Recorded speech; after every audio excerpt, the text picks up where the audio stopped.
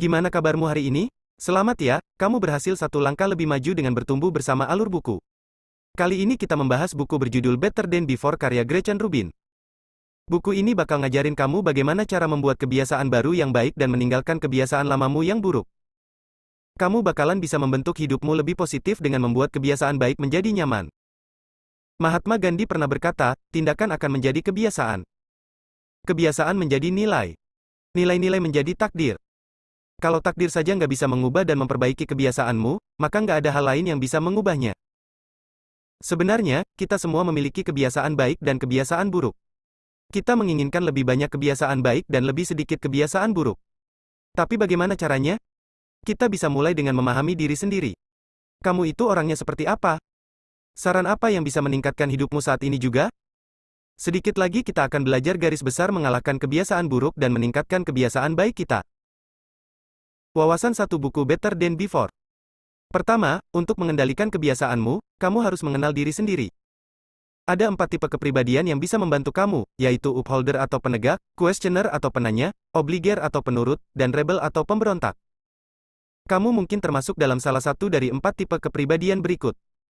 Kalau kamu seorang upholder atau penegak, kamu akan mudah menanggapi harapanmu sendiri dan orang lain.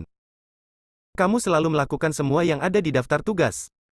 Namun, kamu cenderung membuang waktu kalau nggak ada aturan atau ekspektasi yang jelas. Kalau kamu meneliti apa yang diharapkan darimu dan hanya mematuhinya kalau harapan itu masuk akal, kamu adalah questioner atau penanya. Ini berarti kalau kamu mau memulai kebiasaan baru, kamu membutuhkan waktu lama untuk mengumpulkan niat. Seorang penanya yang mau memulai kebiasaan senam bisa mendapatkan keuntungan dari aplikasi olahraga atau sumber data lainnya. Saat dia melihat bukti statistik kalau dia menurunkan berat badan, dia akan lebih termotivasi untuk mengikuti rutinitas olahraganya. Kalau kamu seorang obliger atau penurut, kamu nggak memiliki masalah dalam memenuhi ekspektasi saat ekspektasi itu dipaksakan kepadamu. Oleh karena itu, kalau kamu sebagai seorang penurut mau lebih sering pergi ke gym, sebaiknya kamu mencari teman olahraga yang akan sedikit memaksamu untuk pergi ke gym. Terakhir, kalau kamu seorang rebel atau pemberontak, kamu menolak semua ekspektasi, baik itu darimu sendiri atau orang lain. Otentisitas dan tekad adalah panduanmu. Kalau kamu seorang pemberontak, kamu harus menahan diri untuk nggak memasukkan sesuatu ke dalam jadwal. Katakan pada diri sendiri kalau kamu pergi ke gym hari ini karena kamu mau, bukan karena ada di jadwal. Sudah tahu kamu tipe yang mana? Wawasan 2 buku Better Than Before. Kedua, menggunakan kalender dan memantau kebiasaan akan membantumu memulai dan memelihara kebiasaan yang baik. Bagi kita manusia, mengambil keputusan itu sulit. Jadi jangan berpikir, lakukan saja. Buat jadwal olahraga untuk bulan-bulan mendatang di kalendermu. Kamu nggak perlu lagi mengambil keputusan lain. Ikuti saja kalender. Lalu, coba perhatikan pola makanmu. Di tahun 2010, 70% orang Amerika kelebihan berat badan. Kelebihan berat badan adalah penyebab utama kanker dan diabetes. Salah satu metode paling efektif untuk membentuk kebiasaan makan lebih sedikit dan makan lebih sehat, adalah dengan membuat jurnal makanan di mana kamu menuliskan semua yang kamu makan. Kita juga memiliki keinginan untuk mengonsumsi sesuatu dalam satuan satu, seperti 1 hamburger atau 1 pizza, nggak peduli seberapa besar porsinya. Ini bisa menjadi masalah yang cukup besar. Membuat jurnal makanan akan membantumu mengendalikan pola makan dengan melacak berapa banyak yang sebenarnya kamu makan. Kalau mau lebih banyak berolahraga, kamu bisa membeli pedometer, gadget yang menghitung langkahmu. Gunakan ini untuk memantau pergerakanmu setiap hari dan usahakan untuk meningkatkan jumlah langkah kaki.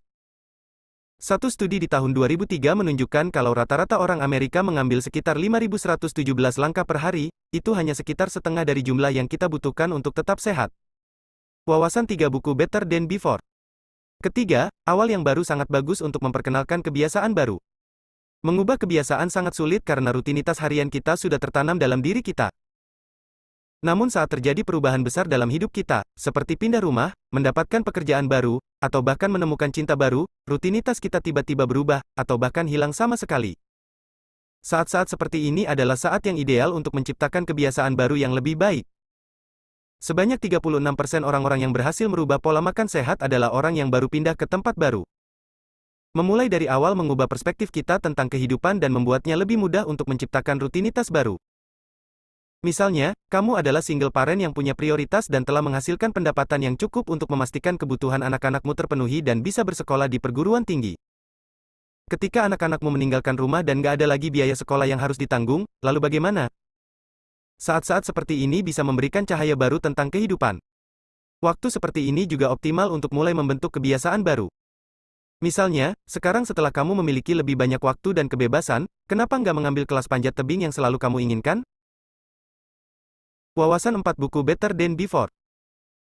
Keempat, membentuk hidup kita secara positif lebih mudah saat kita membuat kebiasaan baik menjadi nyaman dan kebiasaan buruk menjadi nggak nyaman. Katakanlah kamu mau lebih banyak bersosialisasi, bergabunglah dengan grup yang memiliki pertemuan rutin seperti klub buku, hal itu bisa mempermudah segalanya karena meminimalisir upaya yang diperlukan. Cara hebat lainnya untuk membuat sesuatu lebih mudah adalah membuatnya menyenangkan. Misalnya, saat tangga di stasiun kereta bawah tanah di Swedia diubah menjadi keyboard yang memainkan nada saat kamu menaikinya, jumlah orang yang naik tangga daripada eskalator meningkat 66%. Sebaliknya, kita harus berusaha untuk membuat kebiasaan buruk menjadi nggak nyaman untuk dilakukan. Penelitian menunjukkan bahwa orang cenderung mengambil porsi makanan yang lebih kecil kalau mereka menggunakan penjepit daripada sendok saji yang lebih nyaman. Studi lain menunjukkan kalau saat tutup pendingin es krim dibiarkan terbuka di kafe, 30% pelanggan membeli es krim, sedangkan hanya 14% membeli es krim jika harus membuka tutupnya sendiri. Enbas, jutawan dan sosialita, pernah dipaksa oleh pencuri untuk membuka brankasnya. Yang mengejutkan para pencuri, mereka nggak hanya menemukan uang dan perhiasan di dalamnya, mereka juga menemukan coklat. Bas menjelaskan kalau konsumsi coklatnya mulai nggak terkendali dan inilah caranya menguranginya. Wawasan 5 buku Better Than Before. Kelima, jaga diri dari godaan dan jangan gunakan alasan. Kita menghabiskan sekitar seperempat dari kehidupan kita untuk berjuang melawan berbagai godaan.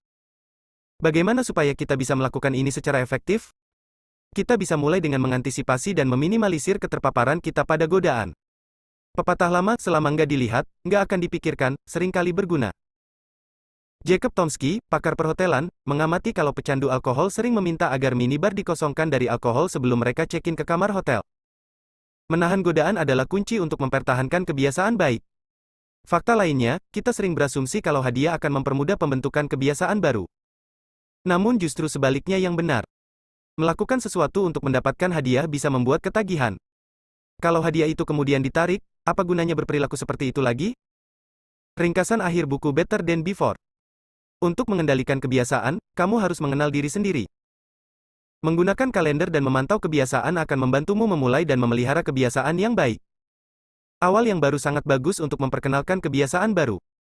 Membentuk hidup kita secara positif lebih mudah saat kita membuat kebiasaan baik menjadi nyaman dan kebiasaan buruk menjadi nggak nyaman. Jaga diri dari godaan dan jangan gunakan alasan, dan belajarlah bekerja tanpa imbalan.